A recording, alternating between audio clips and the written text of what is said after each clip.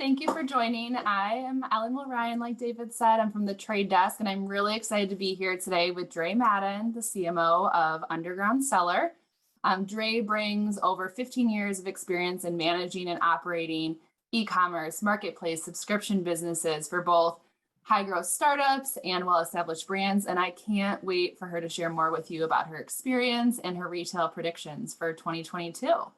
So Dre, welcome. Hi, how are you guys? Hope all is well.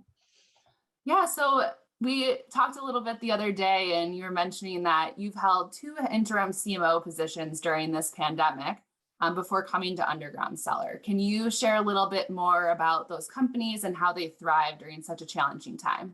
Yeah, gosh, about a year and a half ago, I was introduced to a great company called Community Wellness, and they had a vision right when COVID had began to really help seniors avoid the doctor's offices. And it was in the beginning where we as a little bit younger than seniors are more adept to doing virtual telehealth. But to that audience, it's very foreign. And so we made it really easy. And we created a whole telehealth platform that made it easy for seniors to take their blood pressure, check their oxygen levels. We provided a variety of products that we sent home. And then we provided a virtual telehealth total network where you can connect with doctors and get health visits. And it all stemmed up right in the middle of just being not as much opportunistic, but really being value-based for the senior audience to try and get them a much safer way and it was very scary for seniors at the time to be going into a doctor's office. And then shortly thereafter, I got this opportunity to actually go start again from scratch. Well, not totally from scratch. There was an airline that is a semi-private travel airline, a jet company that was based in San Francisco, but operating out of Europe. And what we did was we wanted to bring it to the United States and launch it in the US. And it's a really different market. So I got to do the whole go-to-market and launch Aero, which everybody should check out. It's a phenomenal semi-private jet experience where you don't actually have to rent out the entire jet, but you could rent out your own seat. And so you could have a spot and have the great opportunity of going straight to the gate, a private gate, go right into the FBO and right onto the plane. And that was also very fantastic during this COVID world where people were trying to avoid regular travel and TSA overall. And that was a great experience. And the company is just kicking off now in many new cities. I launched 5 cities that Aero is going to and a new FBO. And now the company is off to the races. So you probably see them all over the news because there's a lot of celebrities taking their flights as well at the moment. Cool, I'll have to check that out. It sounds like both of those companies really were disruptors in this space. And my guess is that, as you moved to Underground Cellar, that was also a theme as you kind of took that role on. I know you've been there for a few months now. I'm curious what brought you to the company. What brought me to the company, so as you can see, this was actually my screensaver well before I was at Underground Cellar. I'm a huge wine fan. I have a big cellar myself and just love the art and joy of wine. And when I got introduced to Underground Cellar, they're doing something very unique and different. They're really driving a lot. What we're doing is we're bringing an opportunity for wine lovers to get access and discover wines that they wouldn't have been able to try in the past. Based on our relationships with a lot of the wineries, we put together these beautiful collections of wine, and you buy in at the lowest price, and then we upgrade you to bigger and better bottles based on and so we're rewarding customers based on the relationships that we've set up. So it's a very cool gamified way to buy wine. It's very unique and disruptive, and we're getting some great response from consumers, and it's been growing quite fast and furious over the last several years. But even in the last 2 years, it's been fantastic. And so they just wanted to expand, and we're looking for marketing leadership at this point, and I'm so excited about it. It's been a fun, wild ride so far, and we're just getting going. So But I love taking on new challenges of stuff that hasn't been done before. I mean, StubHub was super disruptive when I got there. It was only 20 of us, and we were trying to establish a marketplace for tickets. And this is establishing a world where you don't have to buy. We have sommeliers that are literally tasting every bottle and choosing them and putting them to collections. So we can make wine really accessible and discover great for all, and kind of take the scare out of buying wines and expose people to new stuff. So yeah. I'm a huge wine fan, so I'm gonna have to try it. You definitely should. Yeah. And then next, a CMO's role has definitely evolved over the last few years, especially with the rise of digital tools and technology. I'm curious how you've seen digital marketing tools drive growth for companies you've worked with. Yeah, so it just depends on the stage of the company, the resources that you have internally. In the variety of companies that I've been at the past, I've come in where there's been marketing tech stack already there, and we have to evaluate if we keep it or if we advance. Because as marketing leaders, we're always getting hit upon by different vendors. So many a day. So there's always new cool tech to evaluate. And I love getting nitty gritty with technology.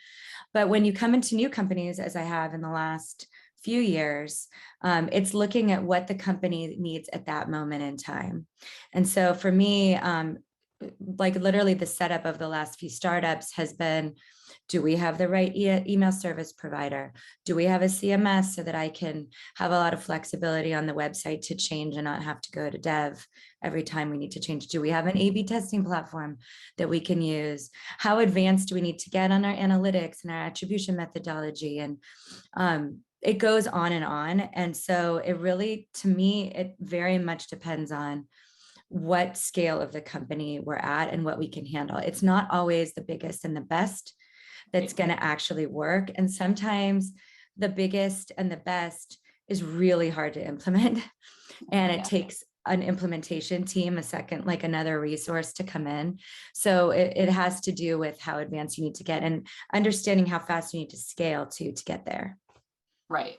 Yeah, that resonates so much with me. I mean, I feel like technology decisions have to be based on actual use cases or business challenges, or else they just sit on the shelf costing a lot of money. I know. Or people don't know how to use them. Right. Or it could be one person that came in and set it up and then they're gone. So I try and find like the not the lowest level car, but the mid-range, just teetering on the high range car, like if I was to associate brands. Yes. But I don't always go for the highest end Mercedes or Porsche. Understandable. You can rent those ones for vacation. Right? Right. So you kind of touched on a few, but are there any big watch outs in this space that you would share with another company looking to maybe up their tech stack? Oh, goodness. I think there's a lot to be learned from going into not assuming that if you sign on for one, like everything's going to connect. Because that seems to be a misnomer sometimes. And you often need a technical integrations team to really figure out what connects with what. So often when I'm bringing on new technology, I look at what's the core fundamental technology that we need to hook into. What are our core channels that we need to make sure work first and foremost, and what technologies can work immediately with easy integration and what require a little bit more. So I tend to dig a little bit deeper on the integration topic than most, just because I've had, and then there's always Salesforce, which at Rodan and Fields we used and integrated 5 different clouds into one just to make sure that everything worked properly. So depends on the size of the company, depends on how fast you need to scale, but I think integration is the scary one where you have to figure out how it's all going to work together. That makes sense. And it sounds like people is a theme here as well as something companies need to really focus on. Throughout your career, you focused on scaling marketing departments within the companies that you've worked for. And I'm curious, what are some common themes you see in those successful marketing teams? Yeah, so whenever I join a company, I kind of assess really, like, first off, aptitude. Like, what's my team, who can do what? And rarely do I, as I grew up in marketing and really respect my my CMO at the time at StubHub, was I kept getting more and more responsibilities because I was able to take on more. And so I always just look to the existing team to say, okay, who can do more and do they want to, as the first and foremost. And then deciding really if you need subject matter experts in certain channels, or if you can go with agencies to scale quickly. And if you have somebody to manage the agency, have they managed agencies before? Or do you need, or what kind of skill set do you need to be that manager on of the agency? But there isn't this magic mix. I also will say, depending on the size of the company and even the company that you might start with, the size, as you grow, you're going to look to changing the resources as you scale. So I've had situations where I've started off with agencies and then I move them in-house. And then ones that I've started off with in-house and realized I needed an agency that can actually manage more and set up channels quicker and have it all in one place. So depending on if you have a strong BI team, you have really great analytics support. And then you also, you can do more internally. But if you don't, I'd have to use the agency for more and lean on them. Awesome. Yeah, the recognition that you may have to change halfway through. And that's okay, actually. I know it sounds scary, and sometimes it's not a slow decision, but it's a decision that you can work through and decide. Often when you're working with agencies, it just gets cost prohibitive, and you think about, can I hire those folks in-house and will it work for me? But this market is very hard to find great folks, great marketing folks, as everybody knows, because we're all getting hit up quite a bit. So I would just know that as well, in order to make a decision on how quickly you scale. But I've had like my agencies in the past and currently are just great support. And some have been in my wedding, and I tend to want to build really strong relationships with folks because they're extensions of my team. Right. And you have to trust them with a lot in order to drive everyone's business forward. So do you have any recommendations for companies that are trying to hire in this challenging hiring marketplace right now? Oh yeah, we're hiring. I need some great growth and retention folks. So if you're out there, call me. I would say it's always fantastic to have a recruiter that you trust and that can scale with you, or a team of recruiters, but sometimes that can be cost prohibitive. And it doesn't make sense for a lot of the levels if they're lower levels versus higher levels. So if you have lower level roles and you need to fill, it's helpful to have an in-house recruiter or some in-house support, because going through a lot of resumes is tedious and time consuming, and recruiters tend to help with that. And I know there's some automated systems too that can help, or even new startups that can help kind of make that move to a little bit of a hybrid. But I tend to mix it up, where if they're higher level roles, I would go with a recruiter, and then not necessarily it depends on what levels, and trying to get the recruiter that or the recruiters that actually focus on your particular niche. Right. Makes sense. Okay, well, let's move on to a few questions then about Underground Cellar.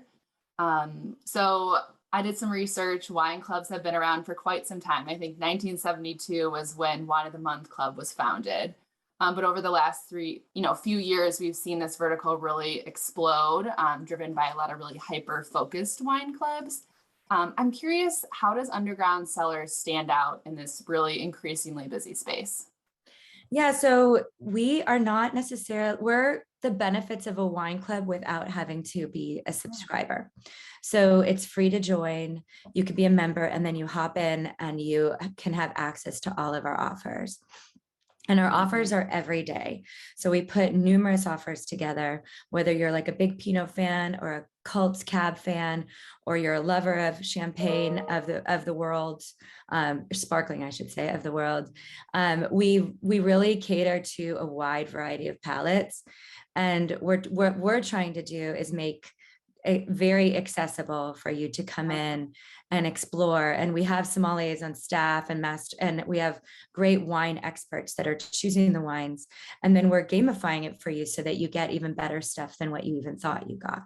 So the fun thing is going in and thinking that you have like 30 different bottles that you could choose from.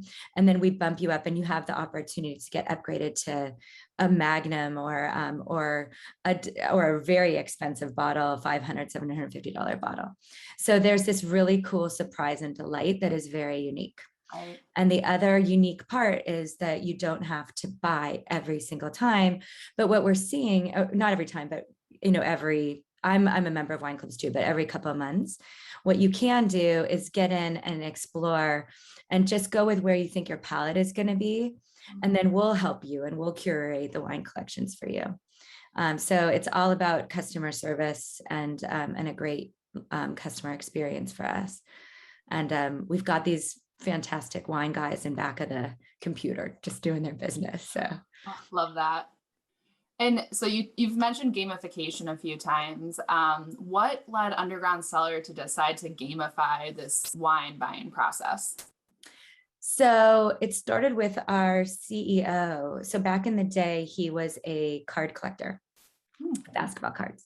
And so it's kind of this concept where when you buy cards, you're actually going to buy, you don't know what's inside. It's this mystery. You think you know what you want to get. You kind of wish for what you want to get. And then you get upgraded, you get surprised and delighted with these cool cards. And that's what we're doing with wine. And so the surprise and delight makes it really engaging for folks. And they come back pretty quickly after they bought their first purchase to buy again. So it really started off with this surprise and delight model and this mystery model. And it's been growing from there. Awesome. And I think you had mentioned around how you were trying not to discount the product too. Oh yeah. The benefit, the real joy of Underground Cellar is that we are keeping the brands intact and not discounting the wineries at all for we're not slashing prices. So what we're able to do is set up really fantastic relationships with our wineries, because we're selling at their price, at their list price. So it builds this great relationship for the marketplace, right? Where our wineries and our wine sellers love us, and then our customers love us, and then we upgrade and reward. And you can see that with, we just got this article in Forbes 2 days ago that showcases a lot of what we've done with a couple of the wineries and showcasing our relationships with wineries overall. But it's been a really great relationship that we've been building, and we continue to build. We have a whole wine department, a wine relations department, that's continuing to add more and more wineries to our mix. Very cool. Yeah, I can see why they would want to work with you. Especially if you guys are holding the value and quality. Yeah, the value is we're not discounting whatsoever.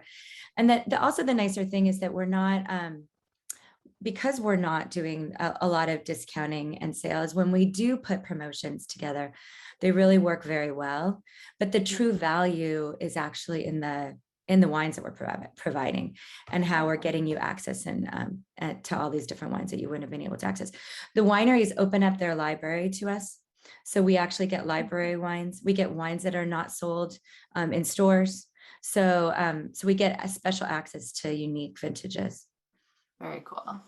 Even autographed wine. We've got this amazing stuff going on right now. If anybody goes to Underground Cellar, you'll see our scramble.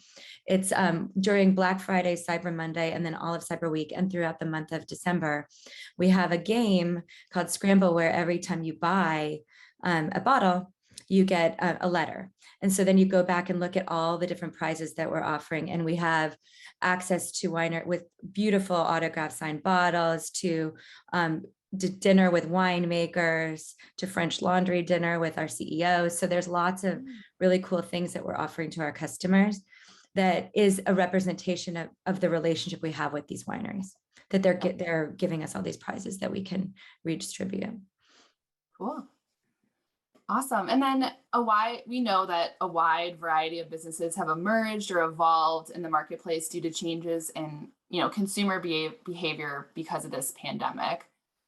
What are the biggest changes? I know you've been there just a few months, but What are the biggest changes or opportunities that Underground Cellar has seen in their business during this time?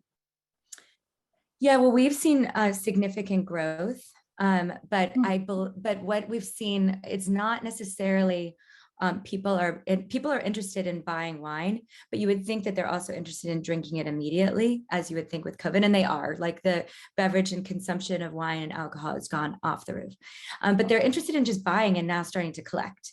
And we have this really cool product called the Cloud Cellar. So when you buy wine from Underground Cellar, it goes directly into your Cloud Cellar. It's a cellar in Napa that we host your wine for you, and we host up to 500 bottles per person. So the nice thing is that people are buying and storing. So if you live in a place that you don't have enough room, we have this beautiful climate controlled environment where you can store your wines with us for free. So now you can have your own cellar. And so that's why we're seeing it take off, is that it's got a new, it's a little bit of a twist, right? To just buying wine and having it sent to the house. Now, if you buy a case, once you have a case, we'll ship for free, and there's no issues with shipping. But it's nice to be able to offer free storage as well. Awesome. Yeah, and everyone loves free shipping, don't they? Yes, they do. That seems to be a theme with our predictions. Yeah, and actually, let's jump into those predictions then. Wisconsin free shipping have often proven to be huge drivers of consumer purchase habits. How have brands you worked on managed against this and still driven growth? Yeah, so we are, what I see as predictions for 2021 and 2022 are, some of them are largely around the environment that we're in right now.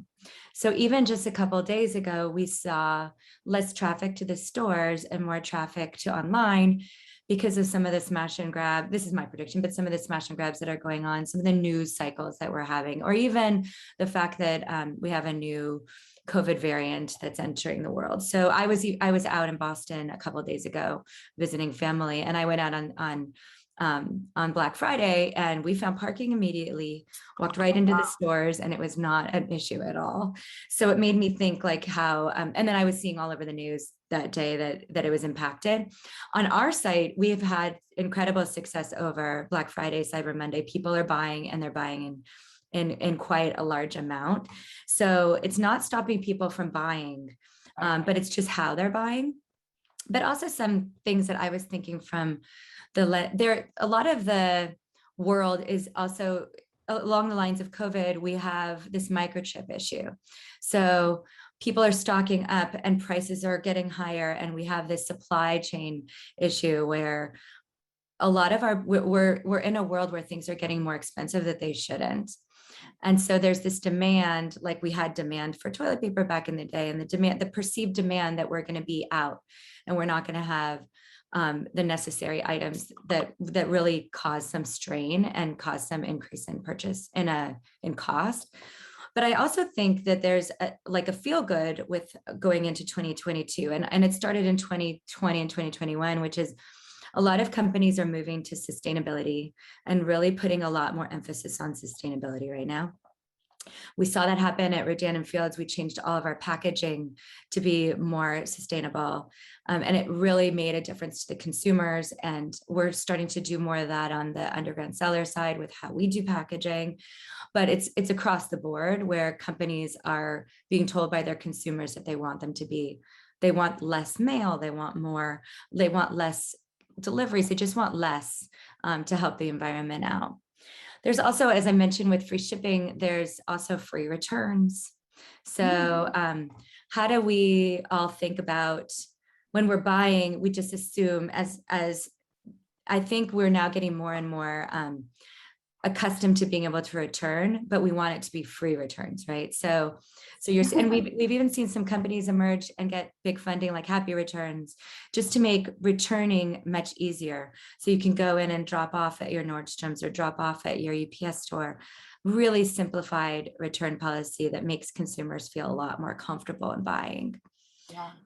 And then I think there's a really interesting one that you're in the world of, that I managed at StubHub for a little while when I was doing ad sales, which is we've got new revenue streams coming out from retailers too. So it's not always about what you can buy, but actually there's media that's going on to these retailer sites to get more of a clear, like to just build a targeting capability that now the retailers can sell their data and can actually have a way. And I know you'll probably talk about that a lot. And then the last one that I would bring up, I'm close to as well with my whole background, which is in resale. And this is something that Forrester brought up, but we are seeing, and this is not what we work on at Underground Cellar, but we may one day go into this world of resale. But right now we're seeing resale pretty high up in the priority list for consumers, right? People want to buy used, and they want used nice products. And I saw that we had a whole resale market at StubHub that just flourished. So. And it goes back to sustainability too, I'm sure. Right, actually. The consumption aspect of our world today and trying to manage against that. I'm sure those things are linked somehow. They are indirectly. I don't know if you would necessarily put them together, but the rise of buying on Facebook, buying on Nextdoor, buying on eBay isn't the only place, obviously. And I did an internship at eBay way back in the day. I just got a trampoline off of somebody from Nextdoor for my kids for the holidays. And it felt great. My kids didn't mind it at all. It was a really nice, expensive trampoline, but I wanted to get it resale because I felt like those hold their weight. So yeah. Exactly. My mom loves the Facebook resale for all of her grandkids stuff. You can only use the train table for so long. So why not? Awesome. But sometimes you can make more when you buy something. It's like, I'm sure I will sell this trampoline probably for the same price that I bought it for, which is an amazing deal in itself. So I haven't thought about that. It's like you can think about how you're investing. Well, we all thought about that at StubHub. It's like buy and resell some tickets and keep some for yourself and make the difference in money so that you can, So we were all sellers back in the day in the beginning. Interesting. Very cool. Okay, last question, and then we'll jump into some Q&A, I think. We know brands are really up against a ton right now as they work, to manage against changing consumer habits, the future cookieless world.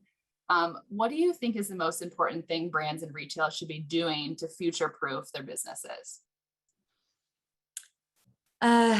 Goodness, quite a lot, I would say. I think that one thing that I think we all got very excited with Facebook and with, and it was the ability to target and to hyper target and to build audiences and lookalike models and things that go right into people's phones and aren't just traditional ad buys, like a traditional display ad. That we began loving it and putting a lot of budget into Facebook. And I do love Facebook myself for all of the companies that I've been at in the past several years. But I would say the reliance on any one channel can be a little scary, right? If the tides change and there's more restrictions on audiences or more restrictions on security and privacy, anything can change. And we saw that great change even with iOS changes and with social as a whole. So my recommendation and what I am trying to do right now is just make sure that I look at my portfolio of media and advertising, just like a portfolio of investments, and not being all in the stock market, not being all in real estate, but rather having a variety. And it can be hard, but trying to find emerging new channels that can scale is going to be really important for everyone. And they might not be the most traditional channels, or they might be, and you just have to find that sweet nugget. Because you need to be flexible enough to be able to get in and out quickly. Yeah, that makes sense. No single points of failure, diversification of your strategies. But it is very hard to do when you see money coming in from one channel. You get comfortable with it. So totally. Yeah. And I know at Trade Desk, we're, as we think about diversification, and you mentioned earlier the retail component of new retailers' business now and being able to sell their data or do measurement against their data. That's a big initiative for the trade desk as we look to build those relationships so that, brands and advertisers can have that direct access to a variety of retailers to drive growth for their brands. Yeah, you're in the predictions for my predictions for 2022 is like, love it. How are retailers getting smarter and making use of a lot of their inventory, not just what their core asset is. Yeah, definitely. Okay. Well, I know we're getting towards the end. We'll leave a minute or two for questions, but finally, I'm sure there are other wine lovers like me and you listening. So I know you mentioned you have a code you wanted to share for any first-time Underground Cellar users. So yeah, so if you would like to go and buy your first purchase, buy an offer on our site, there's some great Cyber Week specials right now. It is BI 2021. I see Ellen writing it down. BI 2021. If there's any issues with the code, let me know. Dre at Underground Cellar. I'm happy to make it work for you. Awesome. Oh, and the code, it's for $50 off a purchase of $100. Oh, perfect. Yeah, so enjoy. That'll get you a good discount. Yeah. Okay, so if anyone has any questions, go ahead and send them in. The one question, what was the name of the charter company again? It was Aero, AERO. Really fantastic company that provides like a very cool user experience where you walk right onto the plane and have the jet is actually got an amazing sound system. It's got beautiful leather seats. It's only 15 passengers. So you can be one of the few that fly semi-private. Very cool. The last question we had was, please put the code in the chat for you. I think you're going to have 2021.